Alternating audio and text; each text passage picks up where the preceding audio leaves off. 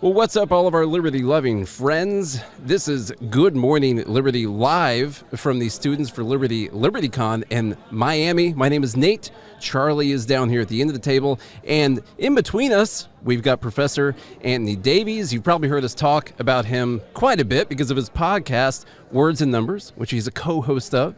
And he's also the Associate Professor of Economics at Duquesne University. Professor Davies, how you doing? I'm doing well. It's nice to see you guys again. Yeah, it's good to see you. Particularly in person. That's right. It's always better to be in person, for sure.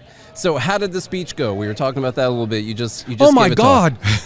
So I thought initially that this was going to be, I was going to have a 45-minute time slot. So I find out a couple of weeks ago, no, it's not 45 minutes, it's 20. So I desperately knock my 45-minute talk down into 20 minutes. I think I've got a good, I get here and they say, oh yeah, we're going to need the first 5 minutes to introduce you. But now it's a 15-minute talk, right? Okay, fine, I can make that work. So I get up there, I'm doing the thing, and something doesn't feel right. Now I'm in front of a room of, I don't know what was there, 400, 500 people. Something doesn't feel right. And I realize, oh my God, they've got an old version of my slides. They've got the 45-minute version. They've got to knock this down to 15 on the fly, right? Yeah. Okay, so what were you, we didn't get to hear it. What were you talking about? The gist was, that the theme is the two realities, that the world we live in is not the world that we think we live in.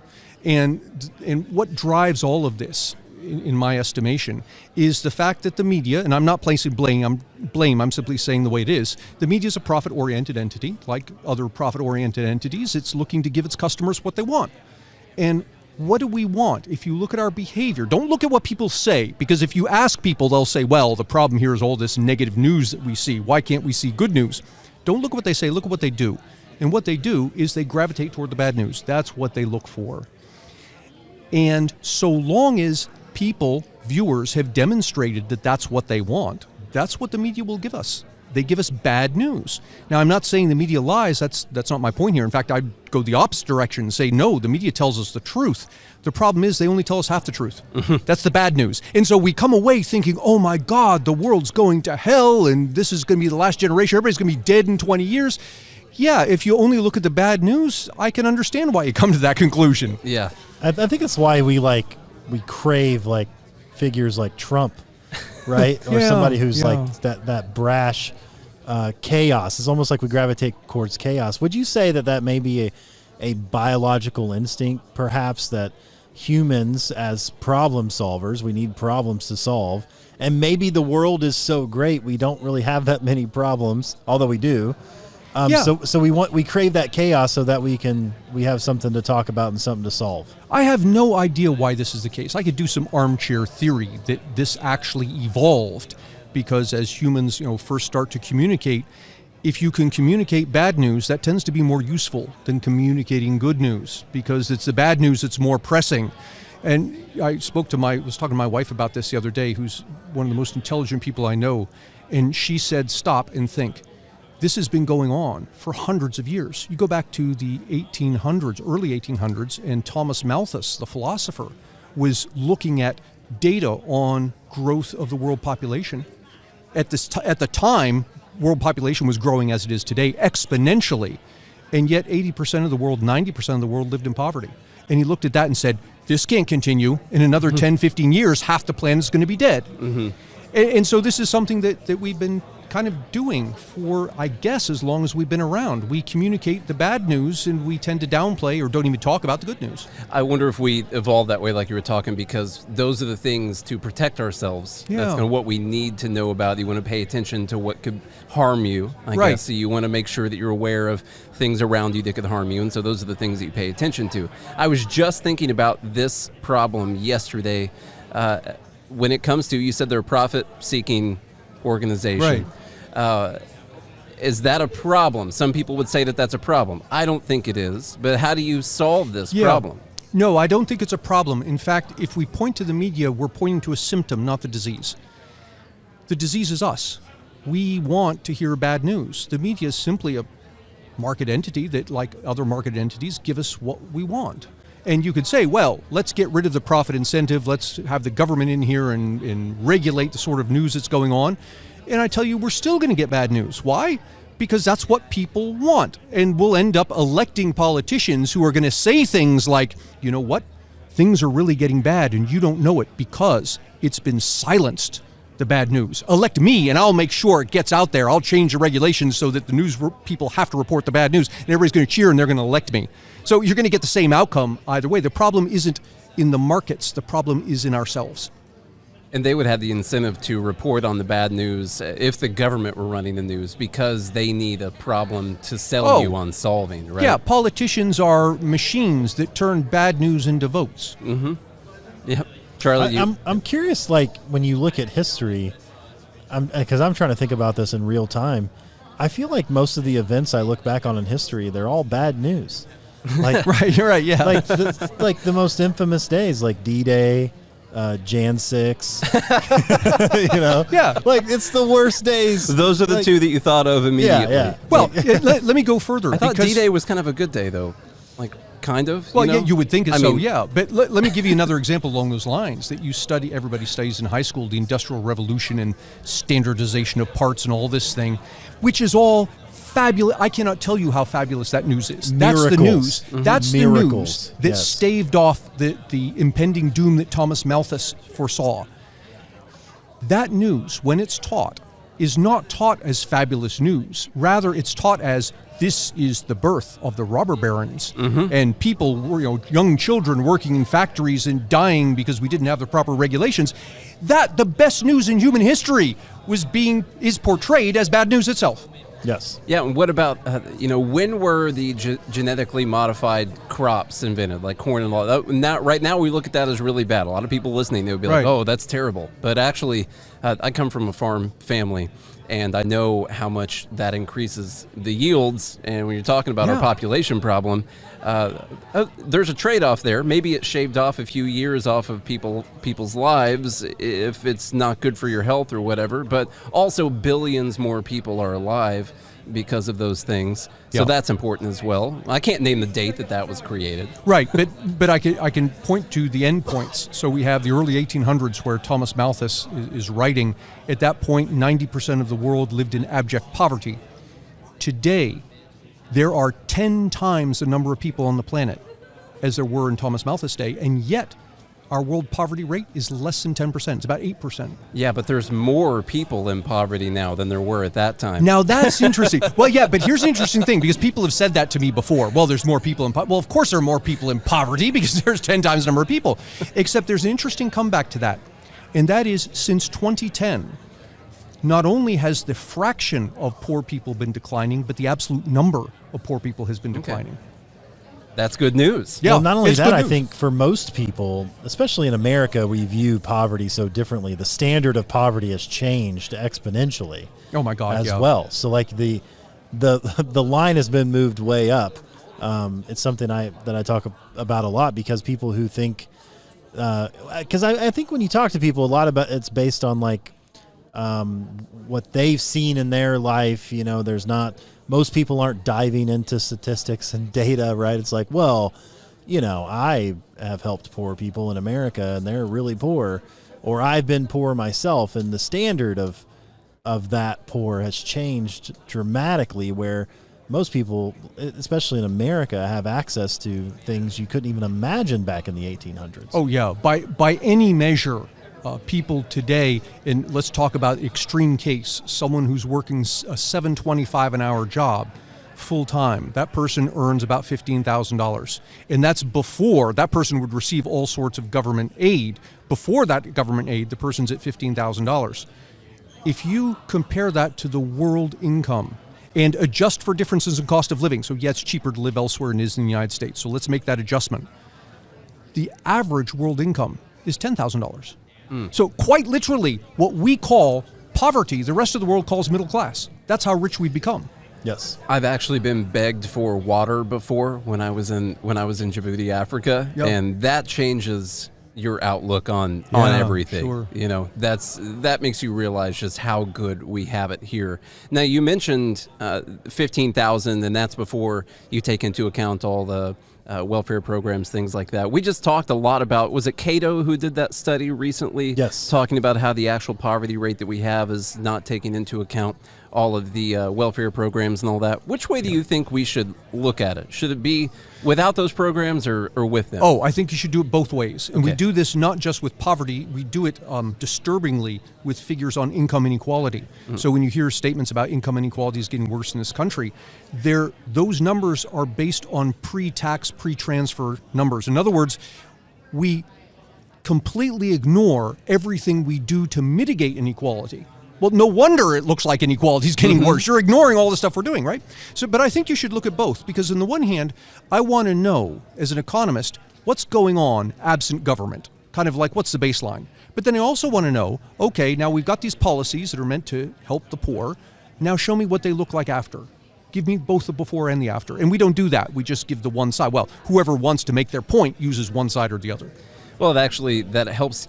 We just did a whole episode on this a couple weeks ago, I think, and it is really crazy to think about. We have this entire redistribution scheme in place because of our inequality and people in poverty. And then when we look at the numbers at the end of the day, we don't take into account the redistribution that we did. And we say, hey, look, there's still inequality. We need to do more redistribution. But then we never take into account the redistribution that we do. We don't take into account the redistribution. We also tend not to take into account the source of the inequality. So when we talk about inequality, so many people hear in the back of their minds theft.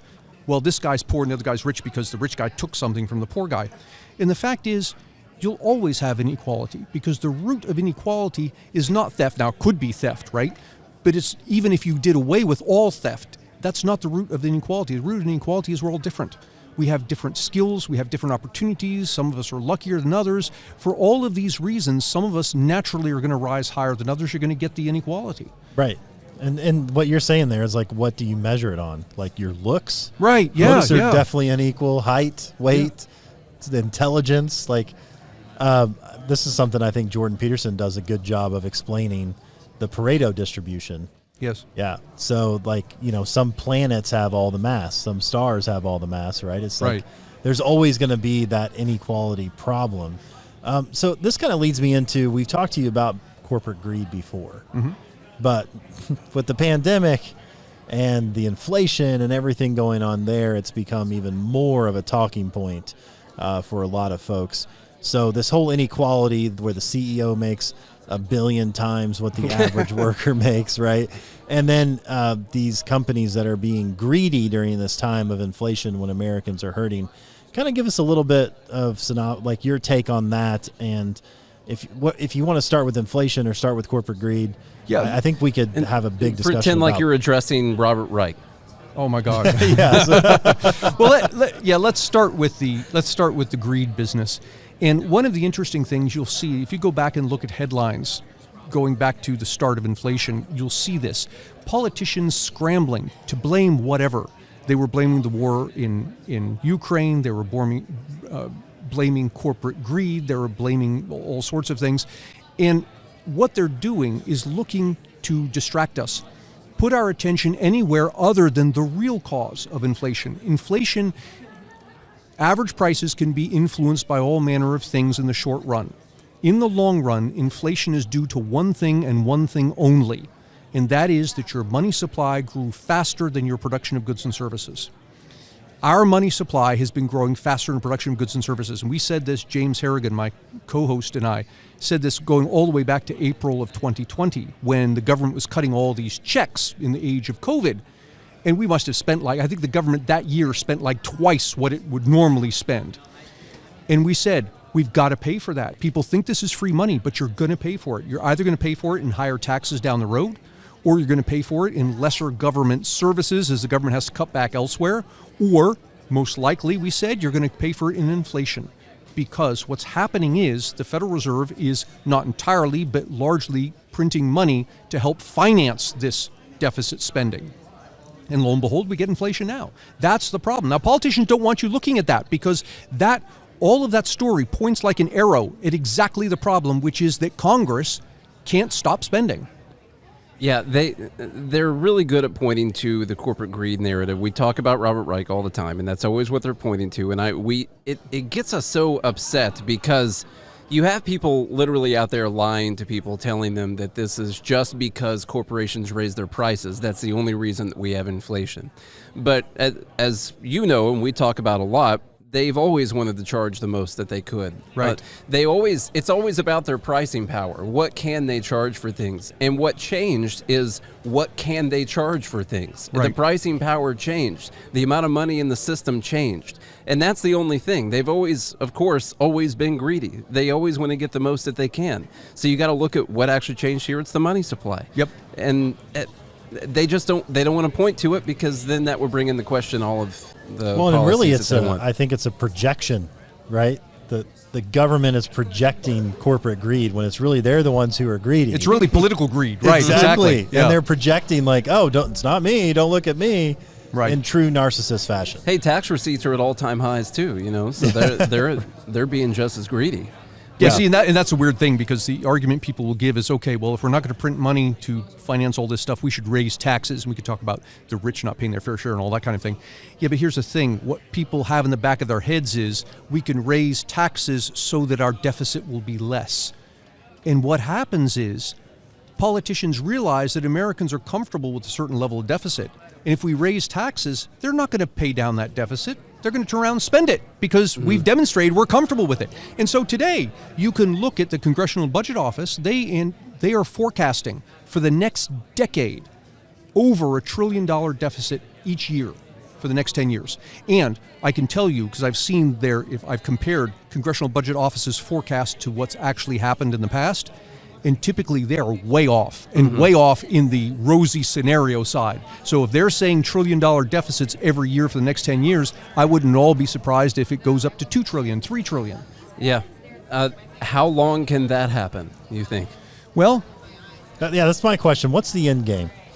yeah, that's a good question. It goes on until voters become annoyed enough. We're starting to get annoyed with inflation. Now, the question is, what's going to happen with inflation? If it stays around 8% like it is now, that's not happy news. But if people see their paychecks going up by 8% as well, they'll kind of calm down a bit. However, if we see 8% this year, and next year our paychecks go up by 8% at the same time that inflation jumps to 10 or 12%. And the year after that, our wages go up by 10 or 12% when inflation jumps to 15 or 17%. Then people are going to start to get annoyed. They're going to start asking the serious questions they should have been asking all along. What's the actual cause of this problem? Unfortunately, there'll always be someone there to blame it on corporate greed. There will be, but that explanation starts to ring hollow. I mean, it's something you can go to when the problem first arises. Oh, yes, it must be the corporate greed. But it starts to ring hollow when over time we see these supposedly greedy companies, they're going bankrupt and they've closed, or because they can't earn enough money to stay afloat. Or we keep hearing this over and over again, and what we hear doesn't match with our experience working in the various companies that we work in.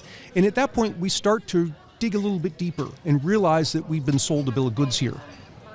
Do you think that this, like, we might solve this civilly, or is this something that's going to end in I don't want to say catastrophe, but like, is it going to have to be like a phoenix? Is it going to have to die and be reborn?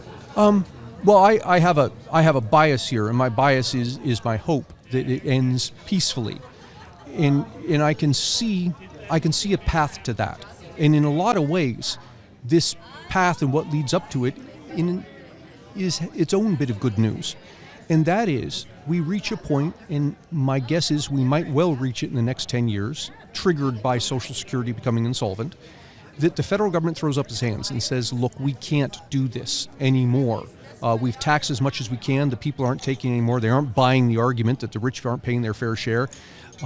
We can't get by on the corporate greed argument anymore, because clearly corporations have shut down because they're losing their money because of everything that's going on. And they realize, okay, the voters have finally figured it out. The problem is us. So what do? Well, we start to devolve things. And we say, look, we, the federal government, we can't afford Social Security. It's very clear. But by good luck, we have 50 other governments here. The states.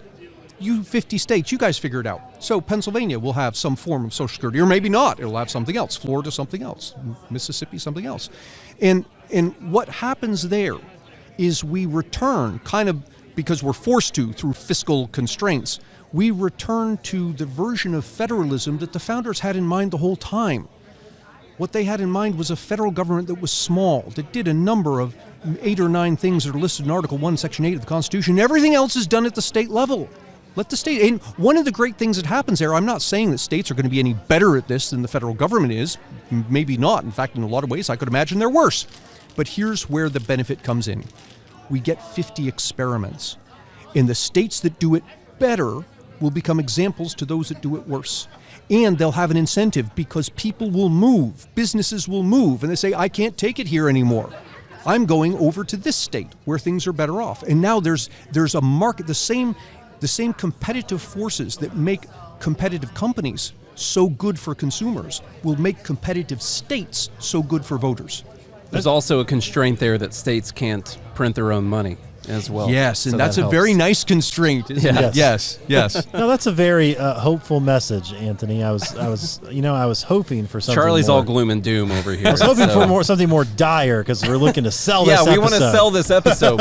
You have to have my co-host on, James Harrigan. James He'll tell you all sorts of horrible we have things. to talk to James sometime, by the way. I'm very much an optimistic person, but doing this every day, when you're looking at things, I just have days where I come in, I'm just like, everything needs to burn to the ground so we can start over. Yeah, I hear you. I hear you. I get so pessimistic. I got a random question. I'm going to put you on the spot real quick. Let's pretend that you're the chairman of the Federal Reserve, okay? And your action at the next meeting, which is on November 2nd, I believe, what would you come out and announce, other than the fact that you were going to dissolve the Federal Reserve?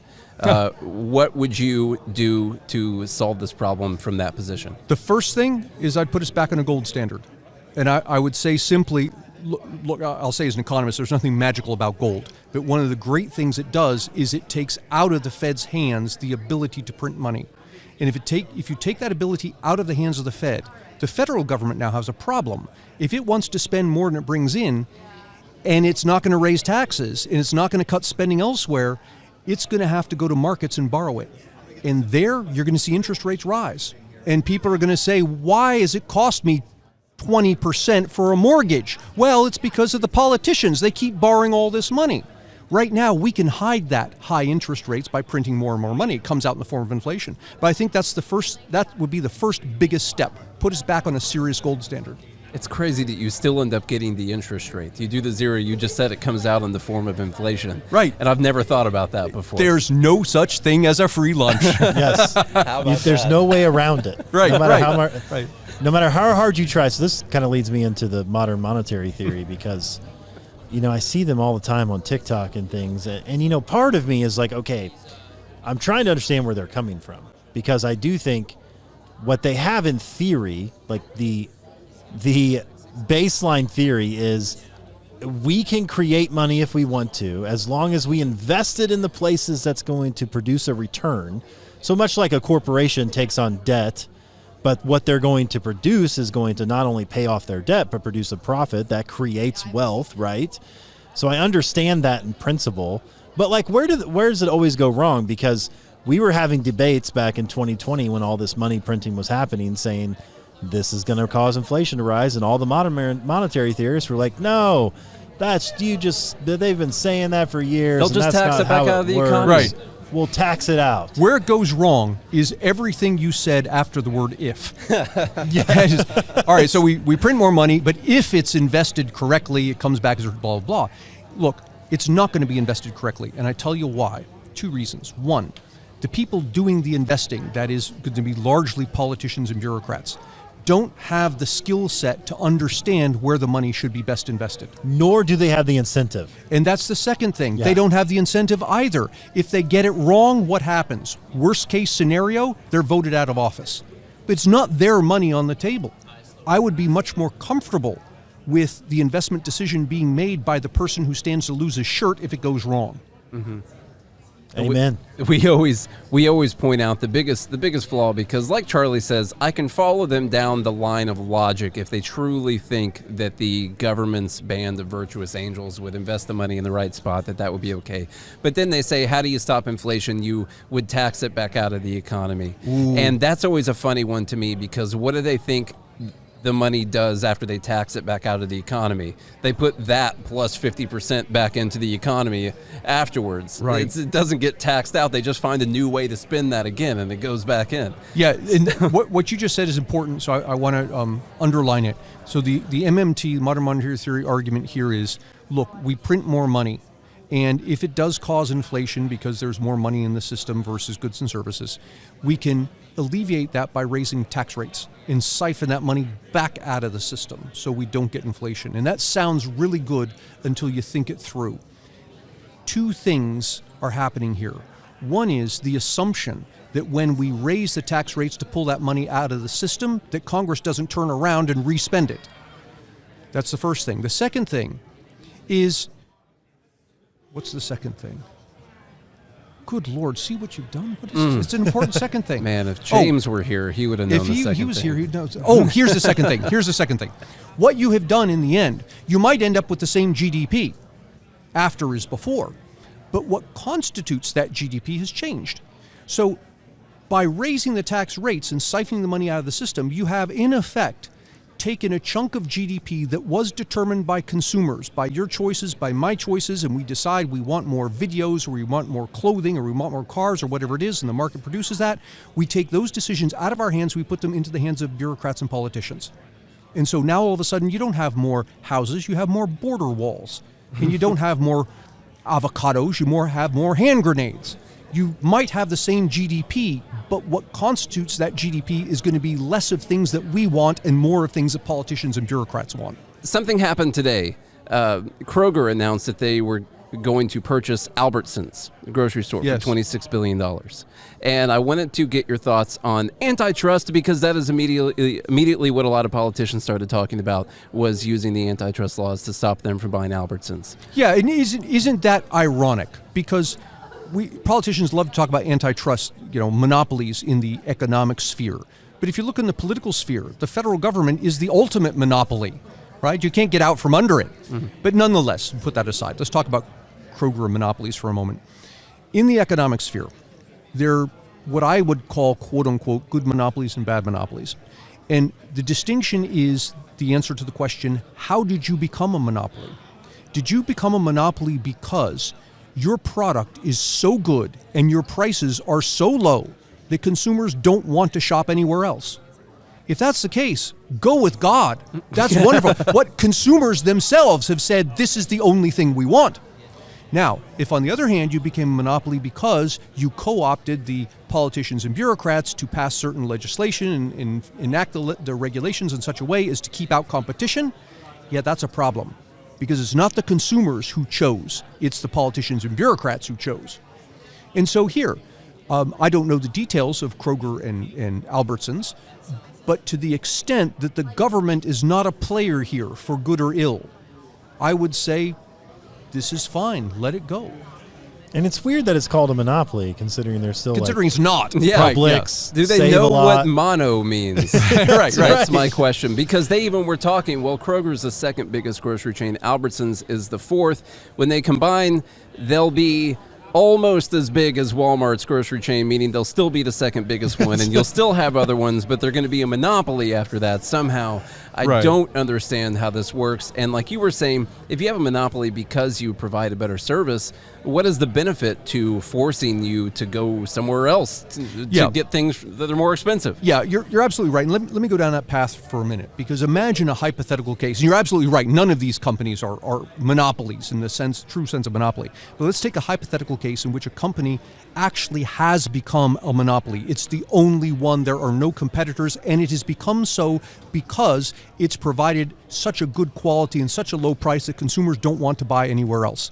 Now, someone might say, yes, but this company, because it's a monopoly, has the ability to all of a sudden raise its prices because there's no one else to buy from. And I tell you, so long as customers have the ability to walk away, that company's not going to do that. because the minute it does, entrepreneurs coast to coast are going to find alternatives. They're going to found companies to compete with this one company and offer lower prices. Now you say, but there are no entrepreneurs out there doing that. This is the only company. I say, yes, there are no entrepreneurs doing that because the price is so low. Raise that price and they'll come out of the woodwork tomorrow. What's That's important? exactly what happened with fracking in the oil industry, right? Yeah. Once the oil price got so high, Yeah. it became beneficial to do the harder oil extraction called fracking, and those popped up all over the place. I knew people in North and South Dakota who made millions back in 2007, 2008 when oil hit $140, $160 a barrel. Because they were owned land and the mineral rights that these oil companies were buying up for millions of dollars during the fracking boom back then. So it's the same type of thing. Like once the price reaches a certain level where it becomes economically viable, where the incentive for the entrepreneur to go into that industry, which is why the profit motive is not a bad thing, that's going to bring about competition and then force people to lower their prices again. Yeah, and I think a good way to sum up that discussion is to say, look, provided the government is not involved protecting the company, even a monopoly faces competition because it competes not only with the companies that might exist that exist now, but with the companies that might exist if it alters its current behavior. Mm-hmm. They also compete with alternatives to whatever their product is. Yeah. Aluminum and, I don't know, plastic or whatever it may be, whatever the alternative might be. And that's one thing that people don't take into account either. A really important part of this is that if they decide they're going to raise their prices, and that is the point where someone would come in and they would say, I can do this, you have to have a system that allows for that person to come in and say, okay, I'm going to come in and sell. Right. Like you were saying, the government doesn't need to be protecting that business. That's where regulations become very detrimental. Yeah, and I can give you a good example of that. There's a law on the books, I don't know how long it's been on the books, if I would guess, I would say decades, that prohibits car manufacturers from selling directly to consumers. Mm-hmm. It's kind of strange if you think about it. You know, nobody ever buys, you want to buy a Ford. Nobody buys from Ford, you go to a dealership. Yeah, but it turns out by law you have to do that. Now, along comes Elon Musk with the Tesla, and Musk did not have a system of dealerships, so he had no way to sell the Tesla because this law was standing in the way, saying, no, Tesla, you can't sell directly to customers. So what does he do? He goes to Congress. Does he ask for the regulation to be overturned? No. He asks for an exception to be made. That is, he knew that so long as this regulation remains, if he can be called an exception to that regulation, the regulation, once he's in, will protect him from competitors. That's right. And isn't it always strange how you see these massive corporations go before Congress and argue for regulations? Right, Like yes. Please regulate my business. Well, I'll give you another example there. Some years ago, probably 10, 15 years ago now, Walmart was in the news for lobbying the federal government for an increase in minimum wage. That's really strange. Why would Walmart lobby for an increase in minimum wage? If Walmart wanted to pay its workers more, it could just pay its workers more. And you dig into the numbers and you realize that Walmart was already paying more than the minimum wage. If it could convince the federal government to raise the minimum wage, it would put Walmart's competitors, who are paying the lower minimum wage, out of work. Mm-hmm. It was using the regulation to protect itself from competition. It was interesting. Amazon did the same thing. After they raised their wage to 15, they started pushing to raise the minimum wage up to 15. Yep. And it's like all of these policies that you see pushed by the left a lot. They're almost helpful to a lot of big established businesses that already exist. They're not so helpful to people who want to create new things. Yeah, they are really helpful. And unfortunately, the voters, and I'm going to tread softly here, but the voters on average tend to act like children when it comes to this. And I kind of mean that literally. You've got a child, a 5-year-old, and the 5-year-old wants chocolate. And the 5-year-old shouldn't be having chocolate, should be having vegetables and things with vitamins and so forth. And if your position as parent depends on the child's vote, what are you going to give the child? You're going to give the child chocolate because otherwise you get voted out, right? Yes. And that's kind of how it works with voters and politicians. And Or they'll scream and cry. they'll scream and cry. And the fact of the matter is, and I don't mean to denigrate the voters here and say they're stupid or they're childish or whatever, but rather to say, look, we all have concerns in life, and top amongst them are things like paying the mortgage, raising the children, getting the car fixed. Somewhere around number 50 on that list is be an engaged voter. I don't have the time and the energy to be an engaged voter. Not because I'm stupid, not because I don't care, but because I've got these other real world problems I've got to deal with. And so when a politician comes along and says, hey, elect me and I'm going to fix this problem by raising the minimum wage, I think, oh yeah, that sounds good. And I vote for him. Because I haven't had the time, not that I couldn't understand it, I just don't have the time to think this through properly. Well, they're delegating that critical thinking process. That's a good point, yes. They think that those folks have their best interests in mind. The only way to fix that in mind, because I was trying to work through it, I was thinking about, well, we should become more informed voters, obviously, and just make better choices. But you can't expect everyone to know how to run the entire world's economy or anything like that. Right. Like, you can't delegate that. That's why the government isn't supposed to be doing those things. So really the only way to solve that problem is that you get the government out of the business of almost all of the things that they're doing, and then it's not so important. You're not going to vote AOC and she's going to vote on something that's going to change the whole world's economy, and because she's having a bad day or something. Yeah, Or Trump, for that matter. And you're right. And the take home here is, well, politicians don't know what the right answers are. And let me say something in support of politicians here. Yes, the politicians don't know what the right answers are, and those of us in the private sector, we don't know either. We're not any smarter than they are, but there's a big difference. In the private sector, we have hundreds of millions of people trying different things. We have hundreds of millions of experiments. With the federal government, you have one. And so there's nothing to look at to say, well, this thing worked better than that thing, because there's only one thing. But in markets where you have many entrepreneurs competing against each other, we can see lots of different things. And we, the consumers, say, oh yeah, clearly that one's better than that one. Do we get perfect answers? No. But we do get a process that causes the better answers to rise to the top. Especially with reviews nowadays. You leave reviews on all kinds of Yeah, stuff. Right, yeah, sure. Yeah, the fact that Amazon invented reviews, basically. Yeah, you know? exactly. And you have whole massive companies built off of that. Yelp, right? I mean, Well, that literally is a review company. I just talked about that on the show the other day because I saw a guy getting arrested in Florida because he didn't have a license to roof. We're in Florida right now. I just realized that. Sorry, I'll say that quieter, I guess. Wait, he didn't have a license here in Florida right after that hurricane? Right after the They're hurricane. arresting a roofer. Yes. Good God. Because he didn't have a license. And that's ridiculous to me. I ran a company with a friend and we remodeled over 200 houses. And I will say we never had a license to do anything. What people really cared about was that we were trustworthy and we did really good work.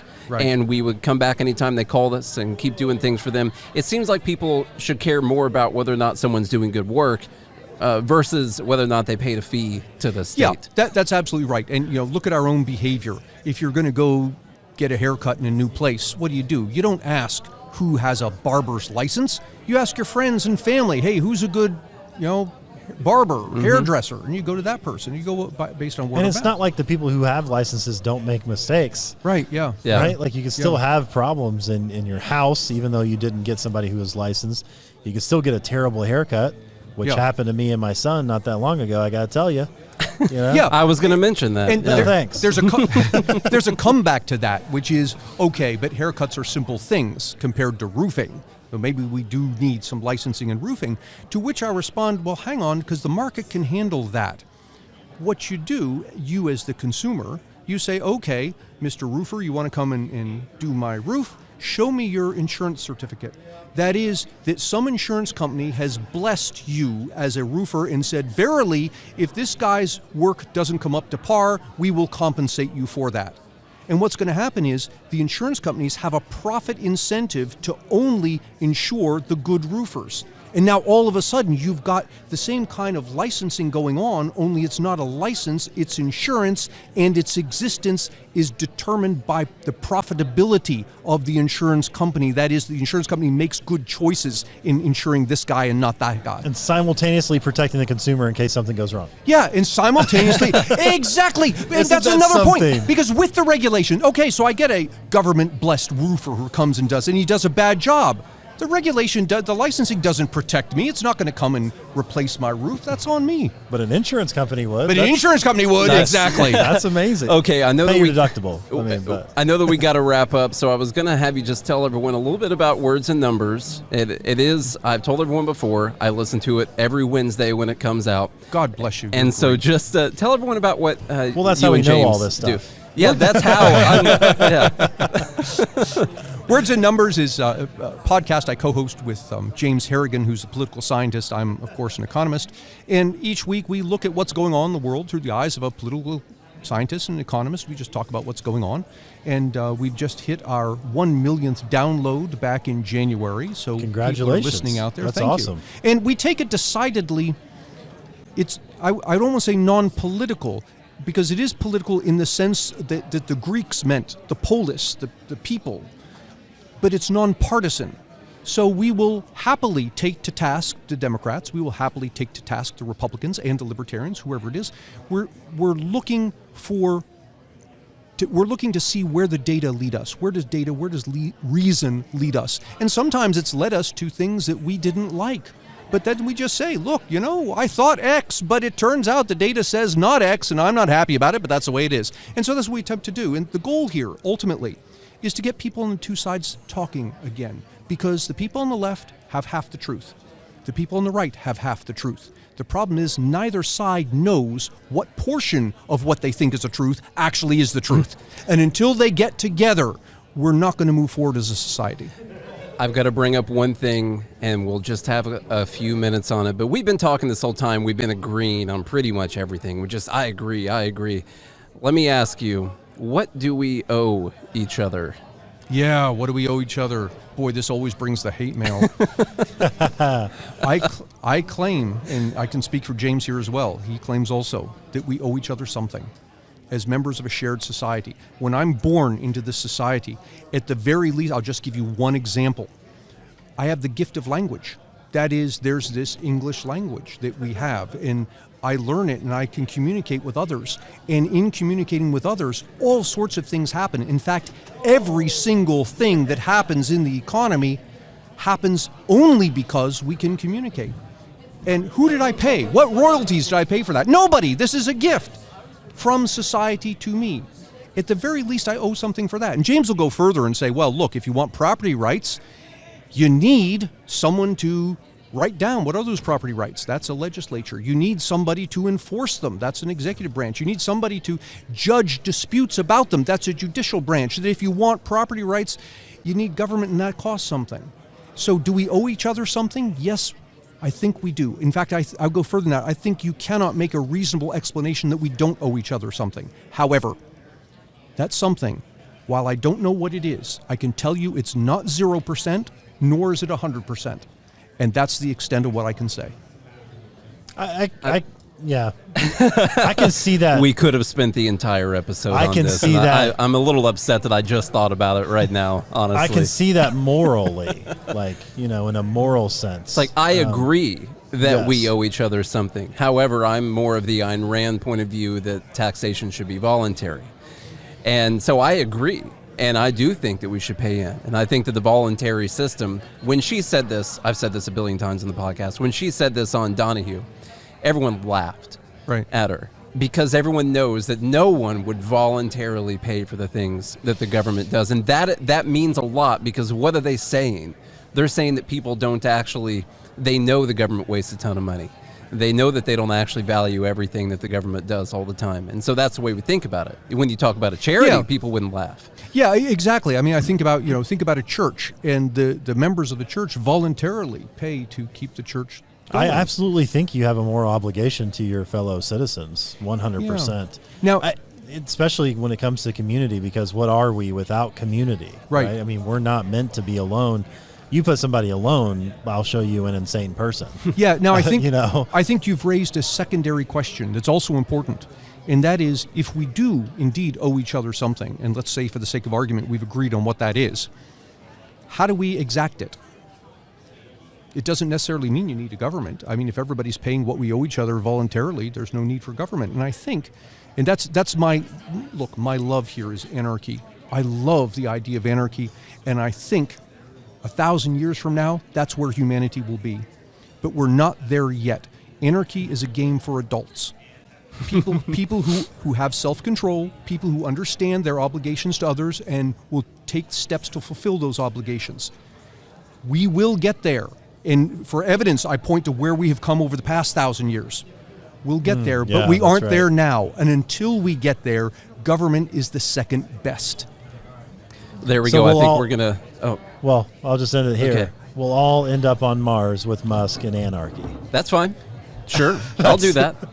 I'm going.